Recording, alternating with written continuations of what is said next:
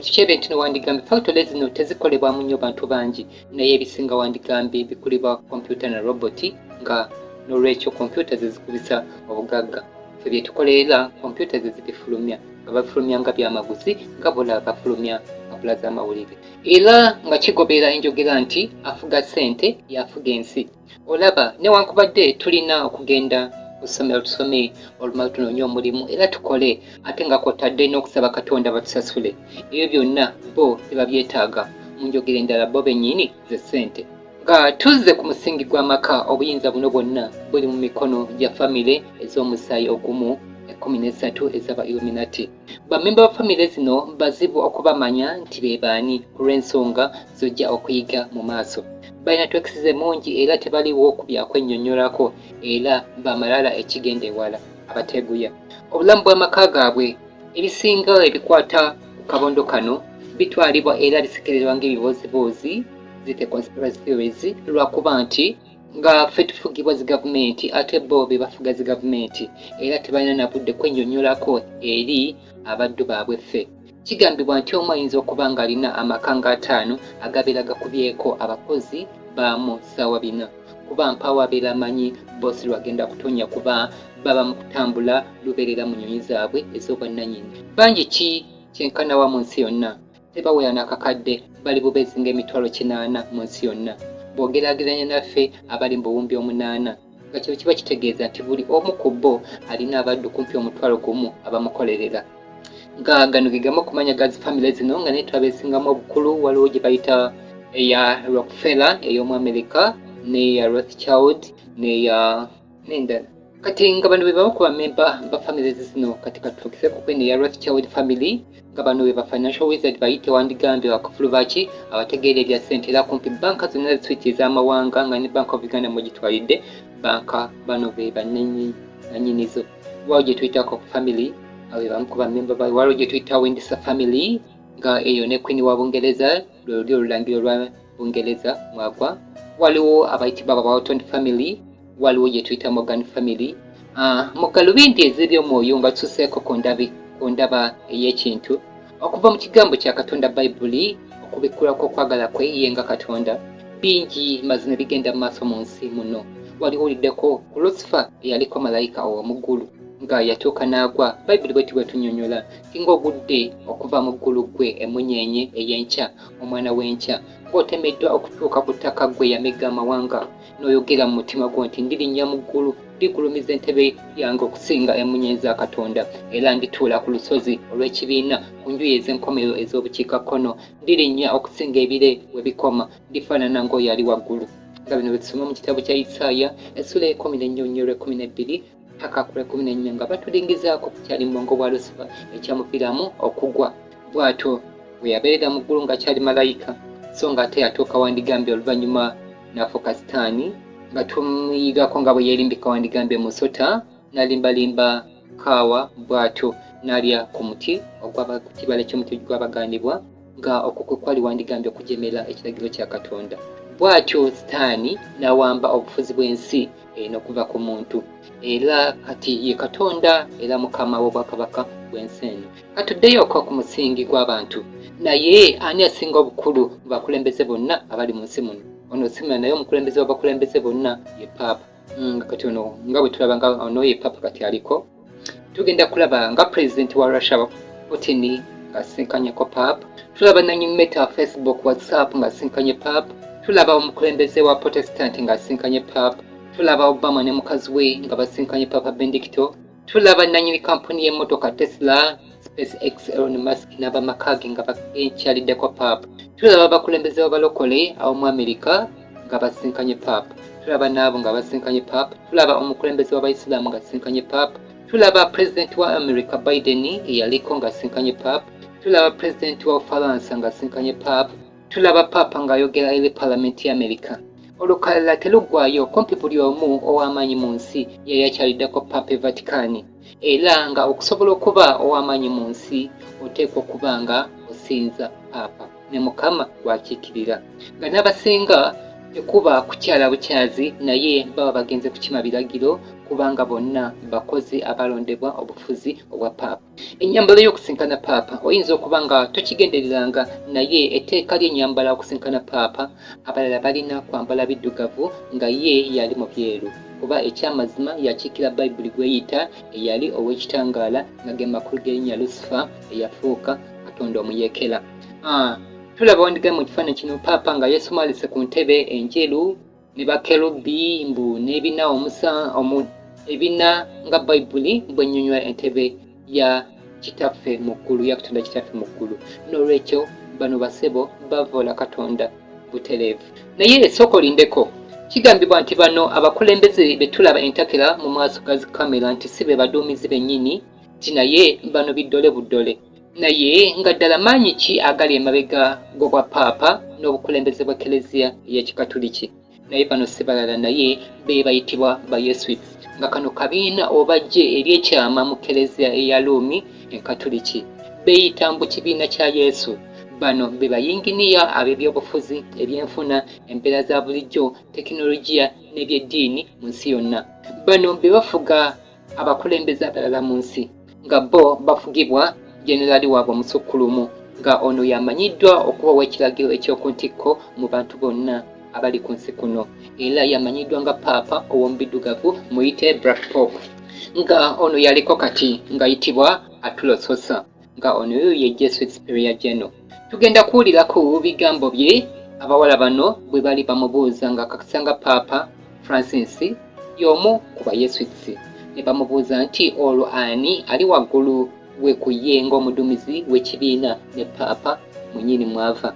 Ne bamubuuza nti asobola atya okutetenkanya eggye ery'abantu kumpi abali mu buli ekikolebwa mu nsi muno. Jesuits, and Pope Francis is our first Jesuit Pope.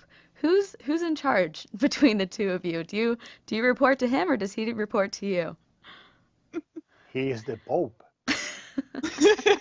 Pope. So it's very clear.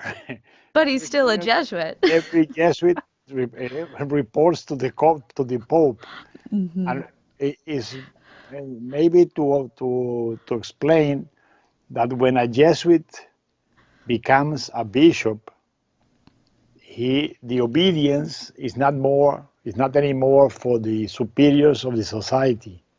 No, mm-hmm. The bishop depends on the Pope, and the Pope depends on himself, on the Spirit.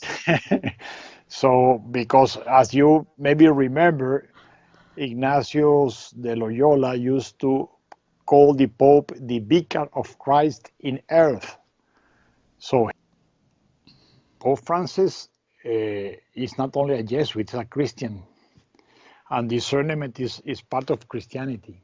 We are about to celebrate Pentecost in a few days.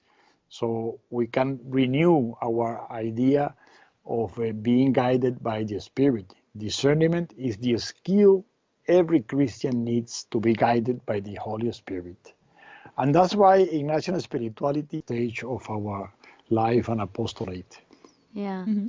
So all Jesuits do the spiritual exercises, but one thing that's always struck me about the society is the diverse directions that Jesuits go on from there. So you have Jesuits who are teachers, doctors, actors, podcasters, everything you can think of. And that's clearly part of the Jesuit charism and the strength of the order.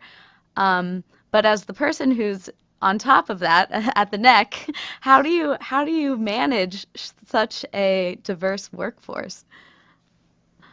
Well, first of all, every day I discover something new that Jesuits are doing. Okuva mu kamwa ke tukirenga tukakasa nti Papa Francis ono yaliko kati yo naye mu Yesuiti nti buli kaseera azuulayo ekintu ekipya abayesuiti kye bali mu kukola.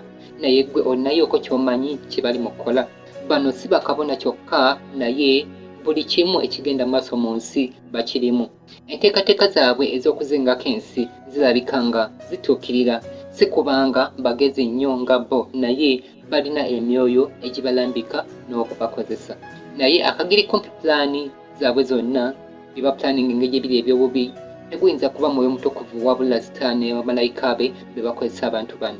Ekigendererwa ky'abantu bano bafuba okulinnya waggulu n'okwefuula abawi b'amagezi eri bakabaka b'ensi bayite bapulezidenti n'okulambika enkola z'amawanga kwe gatambulizibwa olw'okusobola okukomyawo obwa paapa okuba nga bwe bufuga ensi nga bwekyaliko emabega mu Dark Ages. Katuddeyoko ku famire ziri engagga. Nsuubira kwe kwandibadde okuyaayana kwa buli omu okuba ekitundu ku maka gano agasinga okuba ag'amaanyi n'obugagga lwakuba omukisa ogwo teguliiwo. Okuva ku byogenda okuyiga ojja kukkiriza nti ddala ensi eno ya kikolimo newandibadde oyagala obiveeko.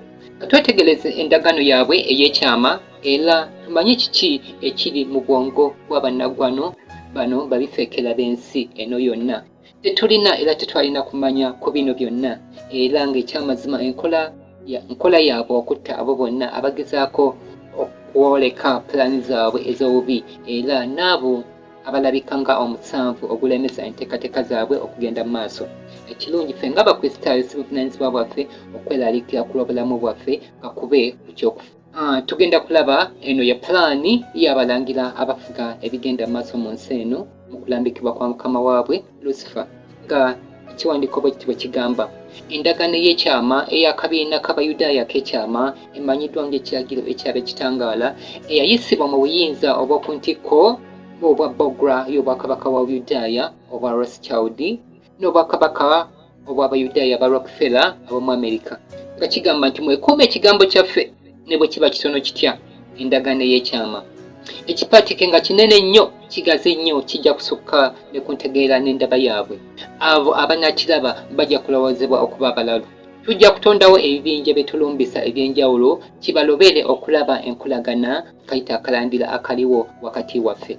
Nga bino bye bimu ku bitongole byabwe ebitetenkanya abantu omutendera gw'ensi yonna. Nga tulaba wanigamba ekibuga Vatican eyo bwekityo bwe kifaanana ng'eyo y'ebbendera y'ensi y'akasaaka ka Vatican nga kano ke katetenkanya ebyokusinza ebiyita eby'omwoyo omutendera gw'ensi yonna. Waliwo ekitongole kye tuyita eky'amawanga amagatte UN kaka kino kye kitetenkanya ebyobufuzi ku mutendera ogw'ensi yonna. Ke kabonero kaakyo n'eyo wandigambye kye kitebe kyayo n'eyo wandigambye ye holo ennene ey'omu UN nga bw'otunira okwetonatona kwa waggulu kwonna era nakwo kulina amakulu ng'obubonero bwe tujja okulaba maaso eyo. Ekyo kye kitongole kya IMF giyita banka ya IMF. Ekyo ekitebe kyawo ake kabonero kaakyo. Tulinawo ekitongole eky'ensi yonna eky'ebyobulamu WHO oba World Health Organization nga kino kye kitetenkanya abantu mu nsi yonna ku musingi gw'ebyobulamu. Nga tulaba bano mukama waabwe bamulaga bulungi ensi mu kabonero kano nga simulala naye nga gwe musota gweyita serpent. Tulinawo gye tuyita banka y'ensi yonna ake kabonero kaayo ekyo kye kitebe kyayo ekikulu nga bano be batetenkanya ebyensimbi ku mutendera gw'ensi yonna. Tulinawo wandigambye n'olukiiko olw'abannabyenfuna oluyitibwa World Economic Forum nga luno wandigambye lwe lwali lukulembera omwami Okresswab naye kati bano be batetenkanya wandigambye bannabyanfuna ku mutendera ogw'ensi yonna. Bino byonna magulu bugulu agafugibwa omutwe ogumu. Ne bagamba nti tujja kweyisa nga abatalina kalandira konna katugatta okusobola okukuuma ekipaatike kyaffe nga kiramu. Ekiruubirirwa kyaffe tujja kukimaliriza ttondo limu akadde obutaleetawo kubuusabuusa mu ffe mwennyini. Kino kijja kubalobera okulaba enkyukakyuka nga zibeerawo. Ne bagamba nti tuli bakuyimirira ngako waggulu ng'ogerageranyiza n'ekisaawe ky'obumanyirivu bwabwe ku baffe tumanye ebyebuziba. Ne bagamba nti tuli bakukolera wamu ebiro byonna era tuli bakusigala nga tusibiddwa omusaayi n'okuba ab'ekyama era okufa kujja kugira oyo anaayogera. Ne bagamba tujja kukuuma emyaka gye bawangala nga mimpimpi n'obwongo bwabwe nga bunafu so nga tujja kwefuula okuba nga bakola ekikontagana n'ekyo. Mu kwefuula ng'abalwanyisa enkyukakyuka y'obudde tulaba ono Bill Gates mu lukuŋŋaana lwa TED yagamba nti bwe bakola omulimu omulungi ku biddagaladagala eby'okugema ebipya n'ebyamalwaliro bajja kusobola okukendeeza ku bungi bw'abantu mu nsi yonna kumpi ebitundu nga 10 ku 15. Rising to falling and falling all the way to zero. This equation has four factors, a little bit of multiplication.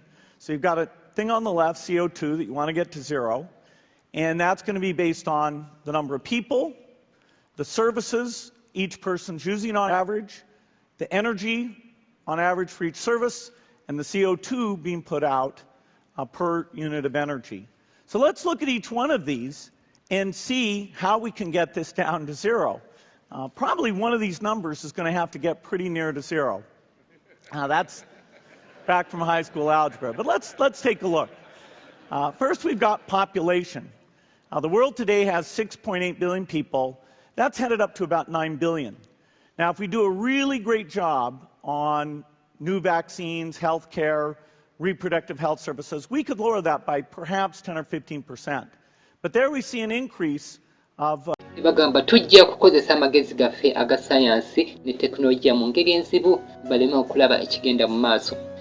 Bano era be bali emabega nga tekinologiya ow'ebyuma bikalimagezi okumweyambisa okusobola okufuga abantu obutiribiri okumalawo emirimu abantu gye bandikoze nga bakola ziroboti ezikola mu kifo ky'abantu, emmotoka ezeevuga zokka, tekinologiya ow'okugezaako okusoma ebirowoozo by'abantu n'ebirala nga mu lutambi luno lwe tulaba olwa frontline AI. Politics of artificial intelligence. There will be a Chinese tech sector, and there will be an American tech sector.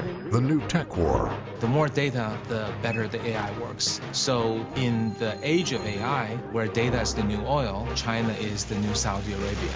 The future of work. When I increase productivity through automation, jobs go away. I believe about 50% of jobs will be somewhat or extremely threatened by AI in the next 15 years or so. AI and corporate surveillance. We thought that we were searching Google. We had no idea that Google was searching us. And the threat to democracy. China is on its way to building a total surveillance state. Tonight on Frontline. Hello. It has pervaded so many elements of everyday life. How do we make it transparent and accountable? In the age. Ne bagamba tujja kukozesa ebyuma ebyetabula mu mazzi ebyanguyirizaako okukaddiwa n'ebisikiriza ebisendasenda mu byokulya ne mu mazzi ne mu mpewo. Ne bagamba bajja kuba nga babikiddwa blanketi y'obutwa buli gye beekyusa badda. Ebyuma ebyetabula mu mazzi bijja kubaleetera okufiira obwongo obulowooza. Tujja kubasuubiza okubafunira eddagala eriwonya okuva mu bibinja byaffe ebingi so nga tujja kubongera mu bwongezi butwa bulala.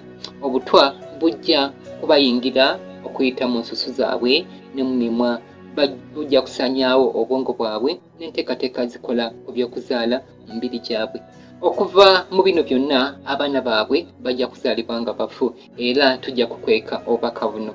Obutwa bujja kuba nga bukwekeddwa mu buli kintu ekibeetoolodde mu bye banywa, bye balya, bye bassa ne bye bambala. Tulina okubeera abagezigezi n'okukozesa amagezi nga tusaasaanya obutwa buno kuba basobola okulengera ewala. Tujja kubasomesa nti obutwa obwo bulungi nga tukozesa ebifaananyi ebinyuma n'obuyimba obw'amaloboozi. Abo be batunuulira bayita abasawo bajja kuyamba, tujja kubateeka ku lukalala okwongera okusindika mu maaso obutwa bwaffe. mRNA vaccine, it is led largely by Pfizer. There are other companies involved, and the objective is to vaccinate 7.9 billion people worldwide. There's opposition to that. Bagamba nti era bajja kulaba nga ebyamaguzi byaffe bye tukola nga bikozesebwa mu zifirimu era bajja kubimanyira era tebalimanya bibi ebyaddala ebibivaamu mu kubikozesa. Bwe bazaala tujja kupisuula obutwa mu musaayi gw'abaana baabwe era tubamatize nti kyakuyamba baana mu byonna gavumenti bezitulimba, naye ddala lwaki abaana bakolebwako kibatuguza nti kugema, naye nga bano tubalabye kye bakiyita. Ensonga enkulu ziringa 3. Esooka okutaataganya obukuumi bw'endwadde eri abaana abo obw'obutonde giyite natural immunity basobole okukulira ku bidagaddagala eby'omu malwaliro. Ndowooza kino bamaama bayinza okuba nga bakiwaako obujulizi nti babebi bwe baba nga tebanakwebwa mu biddagala byakugema tebatera kuba nga balwala naye olunaku lwe bamugema omusujja gutandikirawo. Ensonga ey'okubiri kuba kusala ku myaka omuntu oyo gye yandiwangadde. Obutwa obwo kye bukola. Bino bye bagamba nti tufiira ku 45 kyekyo kiri engineered. Ensonga ey'okusatu kuba kutaataaganya nkula ya bwongo bwa mwana oyo akule nga talina busobozi kulowooza bya nsonga.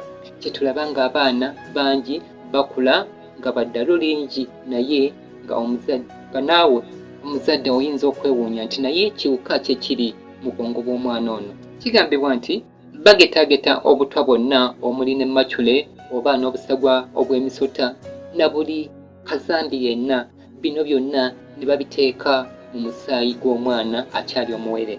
Kwolabira obulabe obw'ebidagaladagala bino tutera okufuna ebiwundu ne bwe biba binene naye ne biwona enkovu zaabyo ne zibula. Naye yo enkovu ey'oku mukono ey'okugema okula bwekula. Naye ekyamazima kiri nti abantu abataagemebwa mu buto be bamu ku basinga okuba n'obulamu obutalimu kulwalalwala.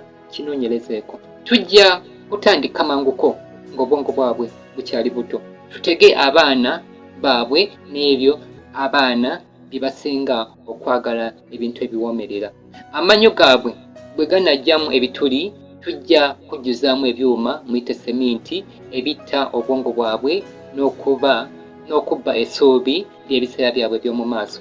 Nga obusobozi bwabwe obw'okuyiga bukoseddwa, tujja kubatonderawo obutondezi ddagala erijja okubafuula abalwadde okukirawo era libaleetere n'endwadde endala ze tujja okukolera eddagala eddala. Tujja kubafuula abanafu basse kibote mu maaso gaffe nga tukozesa amaanyi gaffe. Bajja kufuuka abennyise batyo batyo bamugejjo era bwe bajja gye tuli okubayamba tujja kubawaamu butwa bulala. Tujja kutunuza ebirowoozo byabwe okukola ssente n'ebintu ebikalu baleme okufuna akalembegereza k'okwekwatagana n'omuntu waabwe ow'omunda. Tujja kubasikiriza n'ebyobukaba, amasanyu g'omubiri n'ebyemizannyo baleme okuba yadde n'akakisa okubaako n'obumu n'oyo omu mu byonna. Bassebo ndowooza n'ensonga lwaki tulaba akapiira katuuka ne kakwata akati n'abakyala ne bakayingirira ne tuva sizoni ku sizoni. Ku nsonga zino tebamala okutumega ffenna. Kati ndowooza tetukyebuuza lwaki omupiira gukwata akati sizoni ku sizoni, kikopo ku kikopo, nga bino bitumazeemu bo nno eri baba batuula kuteesa kye bazzaako bwe bati. Endowooza zaabwe zijja kutuba bagamba nti endowooza zaabwe zijja kutuba mu ttaano era bajja kukola nga bwe tugamba. Bwe banaagaana nga tujja kunoonya engeri gye tubateekawo mu enkola ya tekinologiya ekyusa obwongo n'endowooza mu bulamu bwabwe. Tujja kukozesa entiisa nga ekyokulwanyisa kyaffe. Kino mazima kyatandikibwako okutuukirizibwa mu mwaka gwa 2020 mu linnya lya mbu COVID-19. Ne bagamba nti tujja kuteekawo gavumenti zaabwe era tuteekewo n'ebiwaayi ebiwakanya mu zo. Enjuyi zombi ffe tujja kuzibaako n'obwannannyini. Era bino bassebo ne banyo bye tulaba ebiriwo nti eno NRM eno NUP ebyo byonna buzannyo ak'ebyobufuzi okutuwugulaza. Ne bagamba tujja kuba nga tuli buli kiseera tukweka ekigendererwa kyaffe naye nga enteekateeka yaffe yo egenda mu maaso. Bajja kutukazanira era tujja kuyitimuka mu bugagga okuva mu kukyubinkana kwabwe. Amaka gaffe tegali egatta nagaabwe. Omusaayi gwaffe gulina okuba nga tegwetabuddeemu yadde n'akatono kuba eyo y'engeri. Eno bassebo ne banyawo y'ensonga lwaki famire zino zisobodde okuluka ekintu kyabwe ng'ensi kumpi temanyi olw'obutawasa nakufumbirwa mu bantu balala. Ne bagamba tujja kubakola batiŋŋane bwe tulaba nga kitukolera. Ne bagamba tujja kufuga engeri z'obulamu bwabwe zonna era nga ffe tubagamba ekyokulowooza era nabatya. Tujja bakuuma nga beeyawudde okuva ku bumu nga tukozesa etteeka n'eddiini. Tujja kubalambika mpolampola mu kimpowooze n'ekisa, tubaleke balowooze nti be bali mu kwerambika. Era abassebo ne bannyabo kino ekiriwo ddala mu nsi okugeza ffe wanene tulowooza twefuga gavumenti ekamala byonna nti era Museveni yalina obuyinza obw'okuntikko. Bagamba nti tujja kuzimbawo obukyayi obw'amaanyi wakati waabwe n'okuyita mu biwaayi mu bibinja byaffe ebimanyikiddwa. Ti buli wanaabangawo akamunyeenya mu bo tujja kukazikiriza nga tukozesa nga tukyogera ng'ekyobusirusiru ekyobugwagwa n'okutta kye tulaba ekisinga okutukolera. Abasawo ne banya ekyamazima eno yo ebadde nga nkola yaabwe ey'obutayagala bantu kuzimbawo kumanya kwonna oba nakuvumbula kwonna okutagasa bo n'okutta batta ebyaddala abo bawoza tumutwala ebweru tumwongeramu obukugu baza mulambo. Abamanya ku Dr. Sali kiki ekyamutuukako? Waliwo Pulezidenti Magufuli n'abalala bangi abali bagaanyi ebya COVID. Ne bagamba nti tujja kubakola beeyuzeemu emitima gyabwe era batte n'abaana baabwe bo. Kino tujja kukituukiriza nga tukozesa obukyayi nga munywanyi waffe n'obukambwe nga mukwano gwaffe. Obukyayi bujja kubazibira ddala amaaso era tebaliraba nti okuva mu kugugulana n'entalo zaabwe tubbulukukamu nga abafuzi baabwe. Bo bajja kuba nga bali mu kwetawula nga battiŋŋana. Bajja kunaabanga mu musaayi gwabwe bo era batte ne balirwana baabwe paka gye tulikoma okulaba nga kijyamu. Tujja ate kino kukiganyulwamu nnyo kuba tebajja kutulaba kuba tebasobola kutulaba. Ffe tujja bweyongeza okuyitimuka mu bugagga okuva mu ntalo zaabwe ne mu kufa kwabwe. Kino tujja kukiddiŋŋana emirundi bufukunya paka nga ekiruubirirwa kyaffe eky'oku ntikko nga kituukiridde. Tujja kweyongera okubakola okubeera mu kutya n'obukambwe okuyita mu bifaananyi n'amaloboozi. Kati lutalo tebamubulidde eno ojja gireeta eno temujja gitwala lwabadde bakuba emmundu ate balina mundu z'amaanyi kati nyuma mutandise kubba nga temumbulidde gye mugenda twala mu maali. Kino ndowooza basabo ne bannyabo bakituukiriza ddala eri mu firimu ezisinga ez'omu bibanda. Kino si kyekisingamu.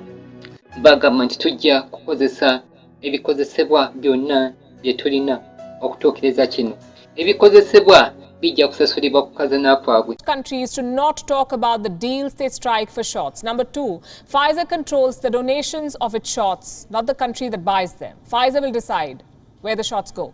Number 3, Pfizer has secured an intellectual property waiver for itself, and this clause is particularly disturbing. If Pfizer is accused of intellectual property theft, governments will pay, not the company.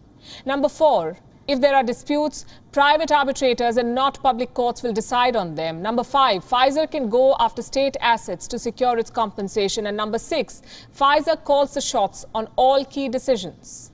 It decides delivery timelines and more. Ndowooza era ffe abantu ffe twasasulira obutwa bwe batukubamu nga mu katambi kano bwe kagamba nti kampuni eno eya Pfizer eyakulembera mu kukola ebiddagala bya COVID nti yalina obuyinza okuwamba ebyobugagga by'eggwanga ku lw'okusasula ssente zaayo. Bo bali mu kukola magoba nga bwe batta abantu. Ne bagamba mu maaso nti tujja kubakola okwekyawa bo bennyini ne balwana baabwe. Ne bagamba tujja buli kaseera tubakweka amazima g'obwakatonda nti ffenna tuli muntu omu. Kino tebaliteekwa kukimanya. Tebaliteekwa kino kukimanya nti langi kipaatiike. Balina okuba nga buli kaseera balowooza nti tebenkanankana. Tondo ku ttondo, tondo ku ttondo, tujja kutwala mu maaso ekiruubirirwa kyaffe. Tujja kubatwalako ettaka lyabwe n'ebyobugagga byabwe, awo tulyoke tubakozeseeko obufuzi obw'enkomeredde. Tujja kubalimba tubatwale mu kukkiriza amateeka agajja okubanyagako n'eddembe ettono libanaaba lye bajja okuba nalyo.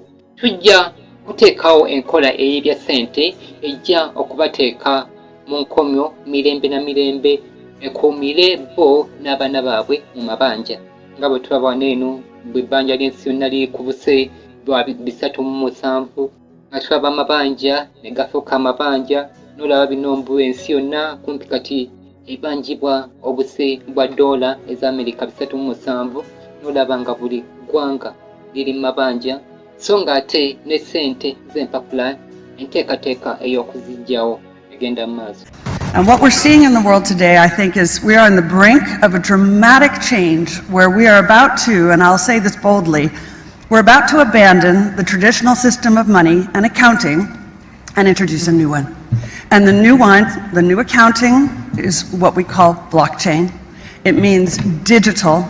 It means having a almost perfect record of every single transaction that happens in the economy. Tulaba omukazi ono yannyonnyola nti kyebalaba mu nsi kati banaatera okuteekawo enkyukakyuka namutayiika mu bya ssente ez'empapula ziveewo wasigale ez'empewo mu kompyuta ze balondoola ddala bulungi nnyo n'okufuga. Ne bagenda maaso ne bagamba mu ndagaano yaabwe nti buli lwe baneegattanga tujja kubavunaana nti bazza emisango era ensi tugitegeeze birala ebyawukana ku kuba tujja kuba nga ffe bannannyini b'emikutu egy'empuliziganya gyonna. Ne bagamba tujja kukozesa emikutu egy'ebyempuliziganya okufuga entambula y'obubaka n'ebibuvaamu okusinziira ku kwagala kwaffe n'ekigendererwa. Ne bagamba bwe banayimuka okutulwanyisa tujja kubasaanyaawo nga biwuka kuba balina bubeezi wansi w'ekyo. Bajja kuba nga tebalina na bwe beeyamba okukola kino kyonna kuba tebajja kuba na byakulwanyisa. Lindako naye ate ebyokulwanyisa gavumenti zaffe bye zirina kino kitegeeza nti nabyo tebiri mu mikono gyaffe. Oyinza okukyewuunya naye kyo bwe kiri. Bajjenno b'amagye bano bonna baba bafugibwa. Ne bagenda mu maaso mu ndagaano ne bagamba nti tujja kuwandiisa tuyingizeeyo abamu ku bo okutwala mu maaso enteekateeka zaffe. Tujja kubasuubiza obulamu obutaggwaawo naye obulamu obutaggwaawo bwe batalifuna kubanga si bamu ku ffe. Be tuyingiza bajja kuyitibwa abatandise era tubawenze mu by'omwoyo okubaleetera okukkiriza emikolo egy'obulimba nti nabo batandise okugenda nga bayambuka amadaala mu busobozi nti era bali bumu naffe obutamanya mazima. Tebateekeddwa kuyiga mazima gano kuba bajja kutwefuulira. Simulation. They had people from different organizations who were there, including the World Economic Forum, the Gates Foundation, the International Monetary Fund, the World Bank, banking interests, as well as Big Pharma, the CIA, the Pentagon. There were representatives from major entities. And the irony... Era basebo ne banyavu abasinga be tuyita banene mu nsi ba Museveni n'abalala kino kye kiti mwe bagwa bakolera bali. Ne bano bonna nga abaali mu lukiiko olwatuula mu mwaka wa 2019 okupulaninga ekintu kya COVID oba ekirwadde ky'obufere nga ekyo kye kyali kiyitibwa Event 201 Simulation nga nabo bakoze. Nga bangi balimbibwa okukkiriza nti ebya COVID byali bya ddala.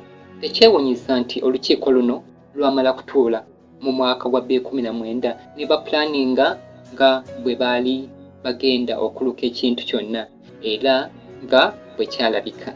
Bagenda maaso mu ndagaano ne bagamba nti ku lw'omulimu gwabwe bajja kusasulwamu ebintu eby'ensi n'ebitiibwa ebinene naye tebalifuuka abatafa okutwegattako. Tebalifuna kitangaala ne balambula emmunyeenye. Tebalituuka mu bwakabaka obulala lw'okutta bannaabwe. Kijja kubalobera okuyitawo okutuuka mu bwakabaka obw'ekitangaala. Kino tebalikimanya. Ndowooza kino kyekiriwo ddala mu nsi. Agatiibwa nga President, Prime Minister, Ssaabaminisita, Governor, Honorable, Major General, Cardinal, His Highness, Reverend Father n'ebirala. Oli n'alaba nga ndowooza yali ku ntikko y'ensi yonna so nga naye mu byonna ekikulu kutonda mwoyo gwe na bannansi banne.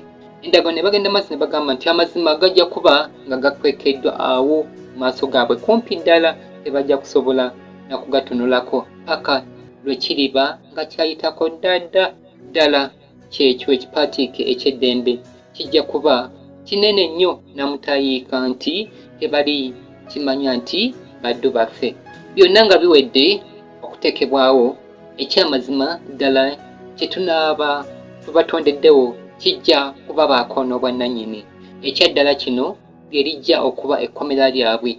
Bajja kuba mpozi na mu byakwerimba bwerimbi. Nga ekigendererwa kyaffe kituukiriziddwa omulembe omupya gujja kutandika. Olwo nno endowooza zaabwe zijja kuba nga zisibiddwa enzikiriza zitwatandikawo okuva emabega mu biseera ebitajjukirwa na kujjukirwa. Naye bwe balimala ne bakizuula nti nabo benkanankana naffe, awo tujja kuba nga zikiridde. Kino tebasaanye yadde okuteekwa okukimanya. Bwe baliraba, bwe balimala ne bakizuula ekyo wamu bonna bayinza okutuyiikira ne batusottasotta, bajja kubaako ne kye bakola. Tebateekeddwa yadde kuzuula bye tukoze, kuba senga bamala ne babizuula tujja kuba nga tetulina kifo yadde aw'okuddukira, kuba kijja kuba kyangu okumanya ffe baani ng'akawera akatubiseeko ku mutwe kamaze okugwa. Ebikolwa byaffe bijja kuba nga bimaze okwoleka ffe baani, era bajja kutuyiga wamu ffenna, era teri muntu ajja kutuwa nawakwegeka luba. Eno y'endagaano yaffe ey'ekyama gye tuli ab'okubeezako obulamu bwaffe obusigadde obuliwo n'obulijja, kuba ekyannama ddala kino kyakuyita mu mirembe mingi n'emyaka egy'okuwangaala. Endagaano eno esibiddwa musaayi, omusaayi gwaffe ffe kennyini, ffe abava mu ggulu ne tujja ku nsi. Endagaano eno terina kumanyika yadde nti gyeri, terina yadde kuba mpandiike oba okwogerwako, kuba kyeri. Okutegeera kwejja okuyimusa kujja kuta obukambwe bw'omutonzi omukulu gye tuli, era tujja kusuulibwa mu bunnya gye twava, era tusigale eyo okutuusa ebiro eby'enkomerero ey'obutalikoma nga bwo ekkomo. Naye bw'ebanga endagaano eno ebaddewo ebbanga erisukka mu myaka 10, oyinza okukiwakana nti abantu bano bali smart mu kupulaninga n'okukola obubi. Kino nkiwa tekyetaagisa na kukozesa bwongo bw'amaanyi, naye nga ddala eno y'ensi mwe tuli. Ndowooza kati kiyinza okuba nga kikola amakulu lwaki tubeera tuweebwa amagezi okubeera abeegendereza ennyo mu ntambula zaffe zonna, era n'obutamala buli kintu nga kitwala nga bwe tulabye. Ezo z'endowooza n'ebirowoozo ezitambuza amaka amalangira ag'ensi eno abeeyita ab'ekitangaala, ate ng'ekyamazima okusinziira ku kigera eky'ensi, era be bafudde ensi kyeri, bo ng'amaka agamu ag'abooluganda tebawasa na kufumbirwa bweru wabula mu bo bennyini ng'abooluganda, era be balina amaanyi n'obuyinza bwonna obw'ensi eno n'amagezi. Teweebuuza baani abayiiya ne baleeta ebyobufuzi bino ebiriwo mu nsi: essente, ebyenjigiriza, ebyeddiini, ebyamakolero, ebyamalwaliro, be bano. Era be balonda n'abakulembeze baffe ab'oku ntikko, be bannannyini era be bafuga gavumenti zonna n'ebibiina by'eddiini, era be balina obutiba obukuba ebipapula byonna ebiyitibwa ssente mu nsi yonna ne banka zonna zaabwe, be baganyulwa ne mu misolo gye tuwa. Abantu bano tebatera nnyo kuvaayo nga bo okwogera mu lujjudde, kuba balina amalala mangi nga kw'otadde n'okwepanka abatalinaamu kawoowo mu njogera yaabwe nga bwe tugenda okulaba. Kyebava batera okupangisa abalala okubalimbira mu lujjudde, nga bano si balala naye be bannabyabufuzi mpozi ne bannamawulire. Wulira bino, abantu bano batuserewaza nabo ne beewuunya lwaki tuli basiru okutuuka ku ekyo buseeri. Kino si kintu kipya oba ekikanga ennyo, naye kiri ddala bubeezi emu ku njogera oba empisa enneeyisa ekkirizibwa abakadde abayivu aba Sayuuni. Omu ku bo yayogera bw'ati, nga bino byaliko mabega mu 12-15 mu 28. Wali ozeekaawo nolowooza nti oyinza okuba nga wategeezebwa obubaka obutali butuufu ku lw'ekigendererwa?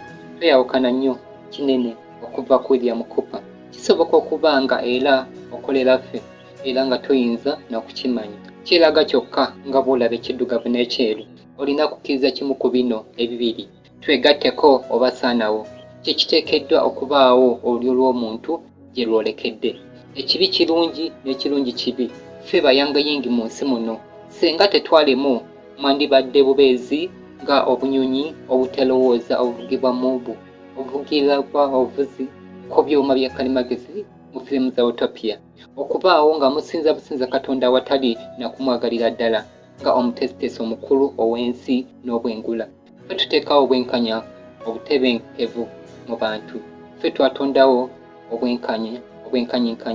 Eddagala ly'amannyo ly'okozesa emirundi egiwerako ate buli lunaku liyinza okuba nga likosa omubiri gwo n'ebiragalalagala byonna ebibi ennyo ebyentiisa ennyo era ebikanga ennyo ffe bye twegetera. Endwadde zaffe zisindikiddwa mundawala mu busomyo. Tewali kintu kyonna obukono bwaffe obufugi bw'omuti ogumu kye butayingiridde n'okukifeffetta. Lwaki olowooza bangi nnyo bakkiriza n'okwesiga ekitongole kyaffe ekifuga eby'emmere n'eddagala FDA ekiyitibwa Food and Drug Authority eky'America? Singa kale bubeezi bali bamanyi olukujjukujju oluli emabega w'ebyokugema abaana, empiso ez'okuyimusa obwongo, empiso ez'okugema ssenyiga, amalagala agatobuuka mu mubiri n'ebibi bye gatuusa ku butonde bw'omubiri. Ffe tuganyulwa era tufunamu amagoba okuva mu kufa kw'amakaago. Mikwano gyaffe, mikwano gyo, abaana bo, omwagalwawo, so era naawe wennyini. Wali obaddeko ew'omusawo bakulongoosaako oba waliko mu kisenge omuli abalwadde abayi, jjukira eccupa gye bakuteekako. Tebamala na kwebuuzaako okusindika omuso natangala mu musaayi gwo, naye wakulemberwa nti no yali yakozaamu mazzi gy'obeera omubiri gwo ekiguba gwalowooza dde okukikolako mu butonde bwagwo. Tunuulira ekitundu mw'obeera. Baani basereebu abapya mu Amerika? Si bannabyabufuzi, si nabaddusi, naye bayimbi bammwe, naddala abayimba ebiyimbayimba ebyokulapinga. Ffe tufuze bulungi nnyo obungi bw'Abafirika mu masaza ga Amerika. Tuyitimusizza embeera zaabwe ez'ekyavu. Ekigendererwa kyabwe kiri mu kuzaala buzaazi ng'obutafaali bw'ekirwadde ekikwata n'okwonoona ddala ssente yonna gye tubawadde ku bintu bye tubakoledde nga bo. Tubazimbye okubaleetera okwewulira nga abenkanankana n'abalala. Tuwabawa n'omukutu gwa terefayina okusobola okutuuka ku bannaabwe, okugenda mu maaso nga tubakakamu biki batya era lwaki nga bwe twagala bakole. Tubawadde n'akatabo k'amawulire kaabwe nga bo gy'obeera ddala tufaayo nnyo ku byobuwangwa byabwe. Babadde bintu byaffe ebisinga obulungi kwe tugezeseza nga otaddeko wali abamu ku baffe abatono. Okubeerawo kwaffe kwatondebwa Katonda, lwa Katonda era ba Katonda. Tetusobola kusaanyizibwawo nga tusoose kusaanyawo omutesitesi w'obwengula bonna omukulu, nga kino kye kinnyonnyola kye kitasoboka. Baganda bange be babaweereza mu materekero ga ssente ziyite banka, be batondawo emmere yo, abakola emmotoka ze muvuga, ennyumba gy'obeeramu, engoye z'oyambala, sineema z'olaba, ebitabo by'osoma, omuziki gw'owuliriza, sabbuuni gw'okozesa okwoza, kumpi buli kimu ekikulimu, ekikuliko, ekikwetoolodde ffe twakitonda. Katonda ayinza okuba nga yakukola mu kifaananyi kye, naye ffe tukwalula okubaawo. Ekikakatako kye kino nti omanya obwannannyini bwe tukulinako, ekyokugamba omwoyo gwo. Waweebwa omuwendo, ffe twaweebwa olukalala olunene olwawandiikiddwamu abalina okufa. Obukugu bwaffe butta, obusobozi bwaffe obwokubiri bwe kufuga. Ffenna awamu tufuuse eryanyi eritaliiko asobola kuyimiriza erifuuwa k'omuyaga eri mu buli kasiikirize konna kasonda k'ensi. Ffe kigambo ekitannayogerwa ekinaatera okwogerwa naye nga kyakwogera bwe tunaalaba ng'ekiseera ekituufu kituuse. Nga bino byaggyibwa okuva ku website eno eya www.imnatnews.com ey'omwami ono West Press, nga ono y'omu kuba amaze ebbanga ng'anoonyereza ku bikwata ku bano, nga endagaano eri omu ku bawunda ye yagimukwasa ng'ali ku kisaawe ky'ennyonyi ekimu, kuba be bafuga intaneti era kumpi bamanyi buli kimu ekigenda mu maaso, era munnaabwe ono bwe baba nga bamutegeera kiyinza okuba nga baamutta ng'endagaano bwe yalabula. Naye ne kino kikulu, mu ndagaano yaabwe baayogera nti ekiruubirirwa kyabwe nga kituukiriziddwa omulembe omupya gujja kutandika. Naye kiruubirirwa ki? Okutegeera amanyi g'abantu bano, baatwala obudde ne bawandiika ku mayinja amanene amateeka 10 ensi kw'erina okutambulizibwa nga gali kukimanyiddwa nga Georgia Guidestones mu nsi ey'America agayimiriddewo okuviira ddala mu mwaka wa 1998 paka gy'olyabalamu lwe bagasaanyizaawo mu 2023 olw'okuba ensi yali etandise okugatunuulira ennyo olw'enkola ezeeyolekera mu bya covid nga buno bwe bubaka obuliko bwe bawandiika mu nnimi 8 ez'enjawulo omuli Olungereza, Oluspaini, Oluswahili, Olwaffe, Oluhindu, Olwebbulaniya, Oluwarabu, Oluchina n'Olusha nga buli ayagala yali wa ddembe okugenda n'agalambula. Kale naffe katuukeyooko tulabe nga bwe gaali gafaanana.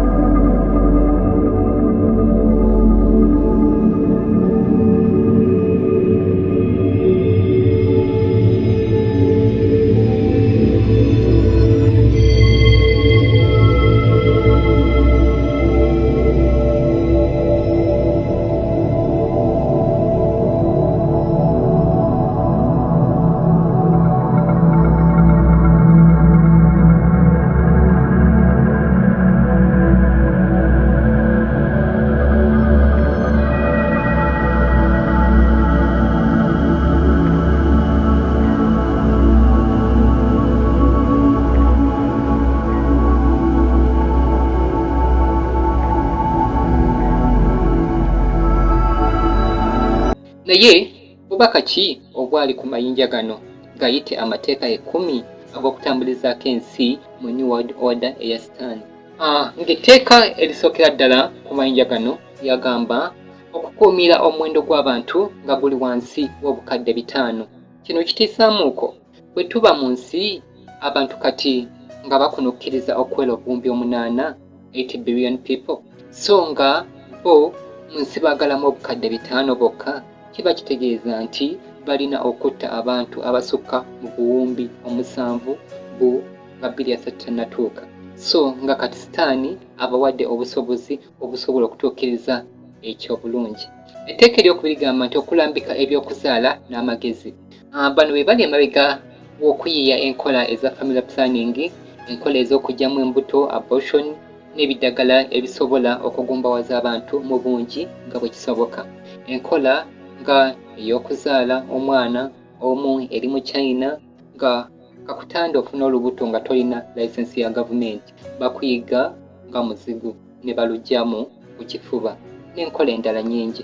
Etteeka eryokusina ligamba nti okugatta olulyo lw'abantu mu lulimi lumu olupya lumu. Ndowooza olulimi luno lwe Luzungu, yita English, nga bwe kyaliwo emabega mu kuzimba omunaala gw'e Babeli, abantu bwe baali nga bonna mu nsi boogera olulimi lumu, era balinako bwe bakituuse kino kumpi abakulembeze ab'amawanga mu nsi nga bapulezidenti bonna bamanyi Oluzungu. Ku bisaawe by'ennyonyi mu nsi yonna, ekiragiro kya UN olulimi olukola Luzungu. So nga bangi ku ffe newankubadde tuli bazungu naye kati tulumanyi. Etteeka eryokuna ligamba nti okufuga embeera z'abantu, okukkiriza ebyobuwangwa era na buli kimu eri ensonga efaanagana. Ekiyitibwa transhumanism bano be bali emabega w'okulaba nga abantu bonna mu nsi bafugibwa nga ziroboti ezifugibwa okufugibwa okuyita ku zikompyuta, nga eddagala lya covid bwe mutendera ogwasooka okutandika okuyingiza abantu mu nkola eno, n'enkola endala zikyajja nga okuteeka mu bantu bu microchip obwaddala.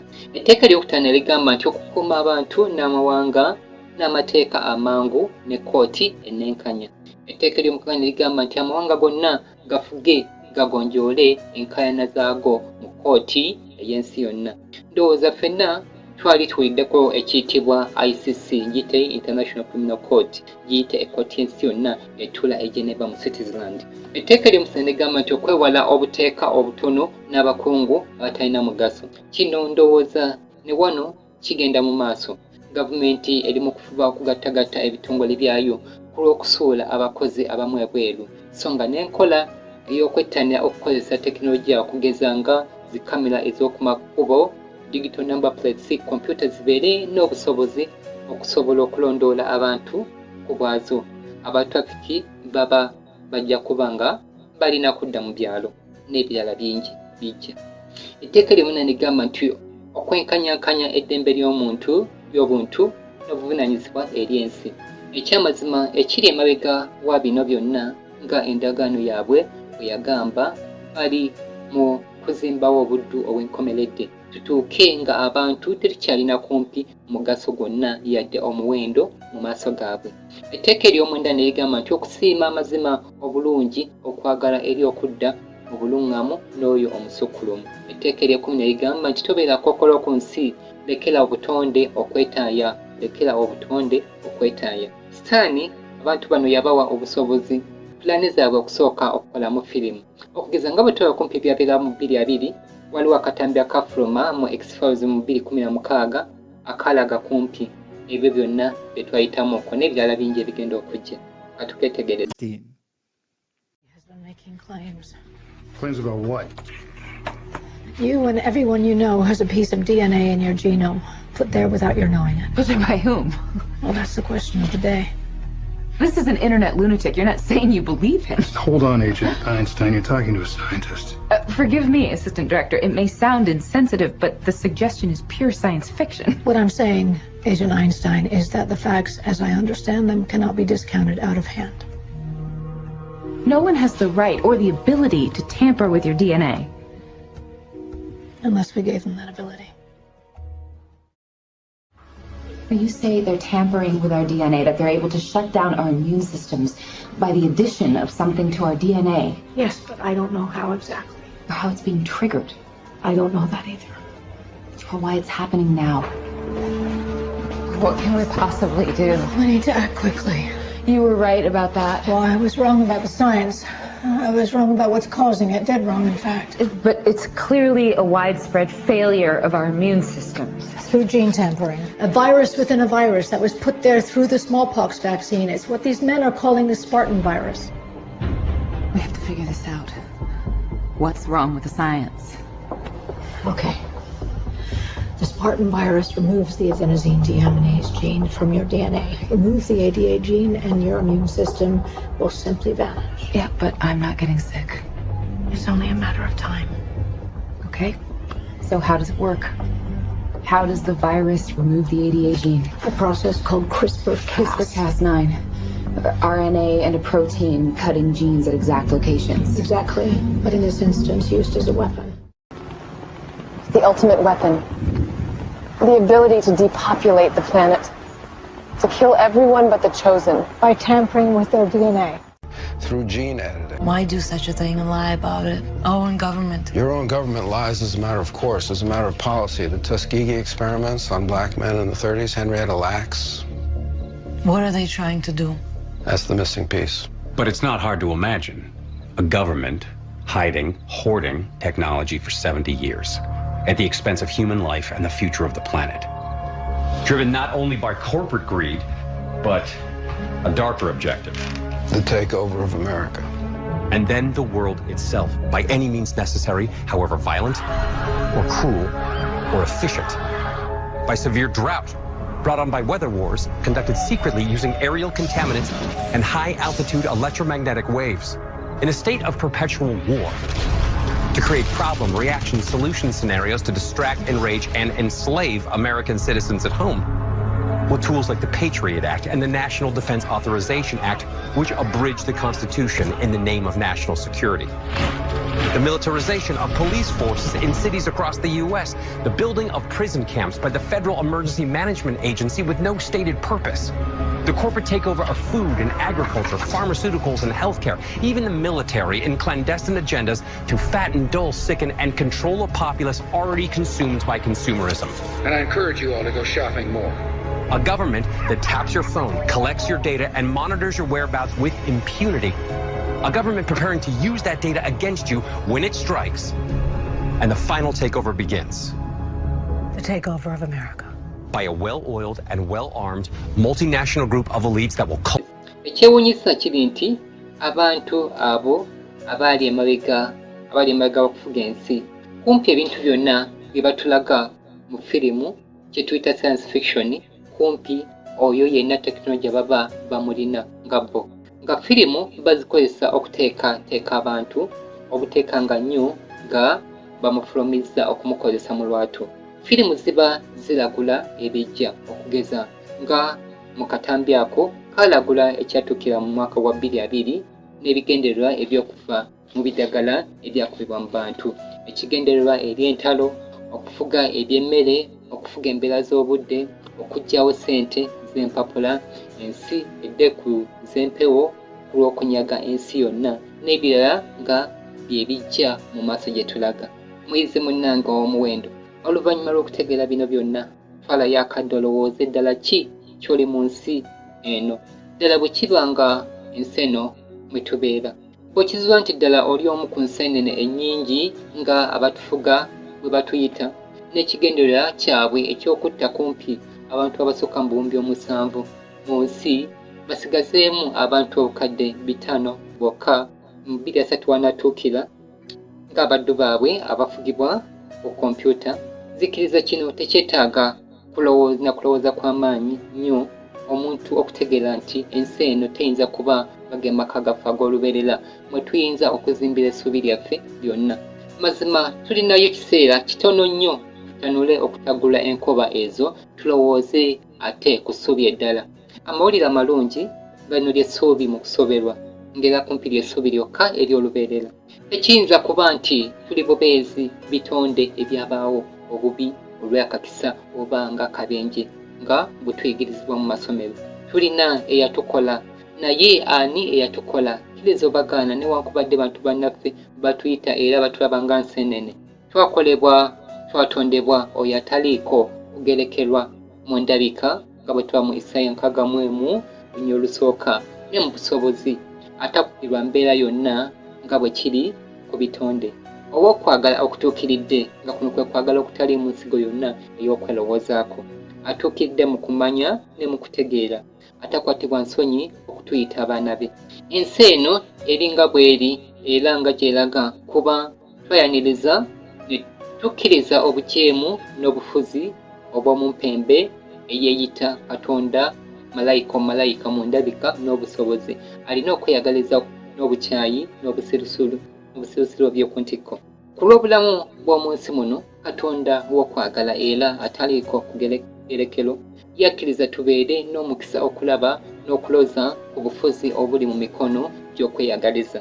Abo ku nkomerero y'olugendo lw'obulamu bw'ensi eno abaliraba nti embeera z'omu nsi muno zibawadde obumativu n'okuzisanyukiramu, Mukama ajja kubaleka bagende n'ensi yaabwe n'omukulembeze waabwe Lucifer ne bamalayika be basinkane omutango gw'ekibi nga kwe kuzikirira okw'olubeerera. So nga abo ku nkomerero y'olugendo olw'obulamu abajja okuba nga tebasanyukidde embeera za bubi ez'ensi eno, kino kyekisuubizo ekikakafu. Katonda atagerekerwa yasuubiza okubatondera ensi empya n'eggulu eppya awataliba kubonaabona kwonna, endwadde, okufa, ekibi kyonna, naye nga galiba maka gabaliba bawangudde ensi eno ag'olubeerera. Okusoomooza kwokka eri abo abayayanira okuba batuuze b'omubwakabaka bwa Katonda obw'olubeerera. Buli newankubadde tuli mu nsi ey'ekibi, tulina okukakasa nti tumanyi eyatukola era tulinako bwannannyini. Ebigambo byokka biyinza obutamala kuba n'omulabe wa Katonda yeeyita okubeera ddala ekyo Mukama ate era mbu ye Katonda. Ekigezo kiri mu mpisa yaani gye tulonzeewo okulabikira mu kifaananyi kyaffe. Ebya Katonda byangu nnyo era kwe kulambulula kw'amakulu g'okwagala, kyekutegeeza era nga gwe musingi ogw'okuba omugezi era kwe kutambulira mu mateeka 10 ag'empisa ye. Era eno y'empisa Katonda gy'asuubira abeesigwa be okutambuliramu mu buli kiseera. Mbeera yonna awatali kwekwasa mbeera yonna kabubeere obwavu, enjala oba okufa. Mu kiseera eky'okubonaabona okukira okwali kubaddewo kwe twolekedde, abantu nga batandika okulya abantu bannaabwe baleme okufa enjala. Weewaawo eri abeesigwa ba Katonda enjala teyinza kuba lukusa gye bali okulowooza okutanula okulya abantu bannaabwe oba ne Katonda byagaana okulya, kuba essuubi lyabwe terikugibwa eri bulamu bwa nsi eno. Katonda wakuyisa wo omukono gwe ogutaliiko kkomo okugabira abatukuvu b'emmere ng'akozesa bamalayika be mu biro eby'okweganyizibwa.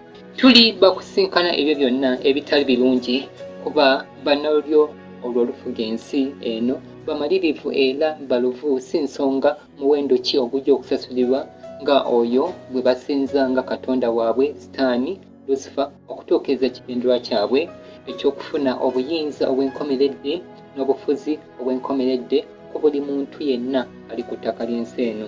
Ku lwakino ebirowoozo byabwe byakunkanyizibwa dda, tebalina kirala kye bayinza kulowoozaako. Essuubi lyabwe lyonna liri mu nsi eno era pulojekiti ebatwalidde emyaka egisukka mu 1000 tuli bakugiraba nga etuukira mu bulamu bwaffe. Mu mulembe guno kuba kumpi buli kimu bakituuseeko.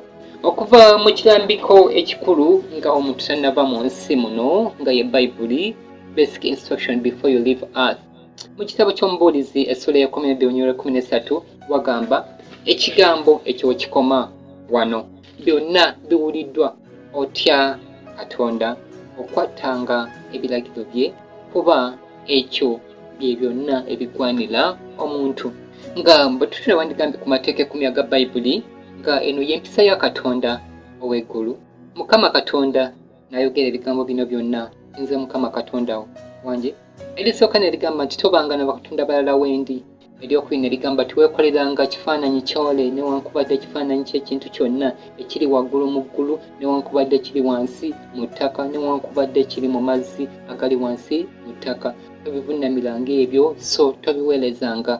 Eryokusatu ne ligamba tolayiranga bwereere erinnya lya Mukama Katonda wo kuba mu maaso ga Mukama omusango olimusinga omuntu alayirira obwereere erinnya lye. Eryokuna ne ligamba jjukira olunaku lwa Ssabbiiti okutukuzanga ennaku 6 okolanga emirimu gyo gyonna, naye olunaku olw'omusanvu ye Ssabbiiti eri Mukama Katonda wo. Olunaku otokolerangako mirimu gyonna. So naawe wekka newankubadde omwana wo ow'obulenzi newankubadde omuwala wo newankubadde omuddu wo newankubadde omuzaana wo newankubadde ebisolo byo newankubadde munnaggwanga ali omumwo. Kubanga mu nnaku 6 Mukama mwe yakolera eggulu n'ensi, ennyanja n'ebintu byonna ebirimu, n'awummulira ku lunaku olw'omusanvu. Mukama kyava aluwa omukisa n'alutukuza. Nga bwe tulaba Sunday lw'ennaku lwa wiiki olusooka, Saturday lw'ennaku lwa wiiki olw'omusanvu okusinziira ku kalenda ng'era ye Ssabbiiti. Contemplate the mystery of Holy Saturday, the day of great silence and joyful expectation. Just as God rested after creating the universe, so did the Son rest after completing the work of redemption, having loved us to the end. We too are invited to find quiet and restful moments amidst the frenzy of our daily activity. Our rest in God's presence can renew our spirit and open us to His grace. Etteeka eryokutaano ne ligamba kitaawo ne nnyoko basangamu ekitiibwa, ennaku zo zibe nnyingi ku nsi gy'akuwadde Mukama Katonda wo.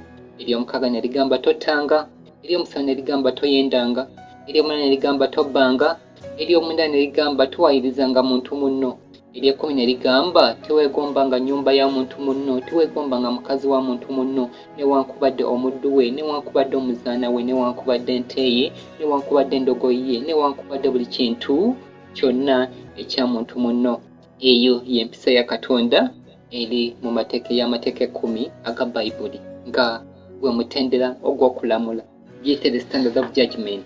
Waliwo ekikyamu kyonna ku byetaago bya Katonda bino byonna, naye lwaki kati kumpi ensi yonna ebimanyi bino? Kyangu, Sitaani alina ekitongole kye era omukono gwe ogwa ddyo kyabadde ajja akoleramu okutuukiriza bino byonna mu kulwanyisa Katonda w'eggulu n'okusangulawo ekifaananyi ky'empisa ya Katonda mu bantu, oba kiyinzika okuzikiriza olyo lw'omuntu lwonna, nga kino si kirala naye Eklezia ey'Ekikatoliki yasibuka e Roma. Singa abantu naye obukulembeze bwayo. 17 verse 4, and the woman was arrayed in purple and scarlet color. The woman or the church is dressed in what colors? Purple and scarlet. And there are purple and scarlet in the same photograph. Those have always been the official colors of the Church of Rome. It is also worthy of note that the garments that are used by the papal clergy do not include blue. In Scripture, blue is a symbol of God's holy law. Speak to the people of Israel and tell them to make blue on the tassels of each corner, and it shall be a tassel for you to look at and remember all the commandments of the Lord. Why does the papacy's audience hall at the Vatican look like a giant snake head? Revelation 12 verse 9, and the great dragon was cast out, that old serpent, the devil and Satan. Notice that the Pope sits between the fangs and speaks from the place where the forked tongue would be. He who speaks with the forked. The word Vatican literally means divining serpent, and is derived from vatis, meaning diviner, and can, which means serpent. Bible prophecy reveals that naye mu byonna Bayibuli bwetuuka wano wegamba nti wano wewali obugumiikiriza bw'abakuuma amateeka ga Katonda nga balina n'okukkiriza kwa Yesu, nga bino bye tusoma mu kitabo ky'Okubikkulwa Essula ya 14 olunyiriri lwa 12. Naye nga kuno kwani bali kwekulaba negamba neweebwa ekifaananyi ky'ensolo okussa omukka, ekifaananyi ky'ensolo kiryoke kyogere era kisse bonna abatesinza ekifaananyi kya nsolo, newaliriza bonna abato n'abakulu n'abagagga n'abaavu n'ab'eddembe n'abaddu okuweebwa enkovu ku mikono gyabwe, mukono gwabwe ogwa ddyo oba ku byenyi byabwe, era omuntu yenna aleme okuyinza okugula newankubadde okutunda wabula oyo amaze okuteekebwako akabonero erinnya ly'ensolo oba omuwendo gw'erinnya lyayo. Bino wandigambye biri mu kitabo ky'Okubikkulwa Essula ya 13 olunyiriri olw'15 paka ku lw'17 nga watunyumya ku mbeera gy'okubeerawo nga bawaliriza etuyita akabonero k'ensolo mark of the beast ku bantu mu biseera bino wandigambye kumpi bye twalekedde ddala, nga kuno kulinga nga kwandibadde ng'okulabula. Bangi bayinza okuteesa mu mitima gyabwe nti bajja kugenda na bugenzi na buli kimu zi gavumenti kye zinaaleeta kakube okusinza kwa Sande okw'obuwaze nga ke kabonero k'ensolo, nga ensolo bwe bwa paapa w'Ekikatoliki, basobole okweyagalira mu byo byonna ensi byesuubiza okubagabira.